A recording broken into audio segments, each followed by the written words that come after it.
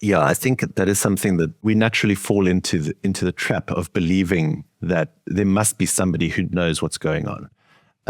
I think that's a very human response. Well, I don't know, but somebody does know.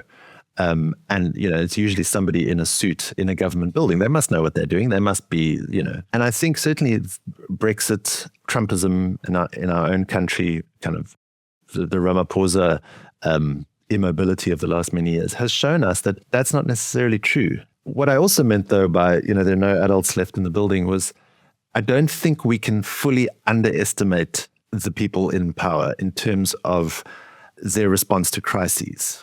So I think we still harbor the sort of childhood cliche that when things get really bad, someone will do something because they are, at very least, they have strong self-preservation instincts. In South Africa, we've seen that that's not true. The ANC, all the sinking ships and crashing plane analogies have become so boring now. We've used them for decades. But the ANC's trajectory is a sort of steepening curve towards zero. It's over, essentially, for the ANC. And you would expect good, cunning, self-serving politicians who actually have any kind of personal ambition to be jumping ship like mad. They'd be starting parties, they'd be renouncing things, and they're not. They're all just staring at the onrushing, rock bottom and doing nothing.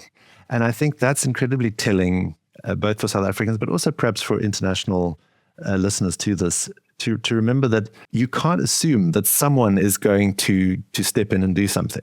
I think that might be a fantasy from childhood.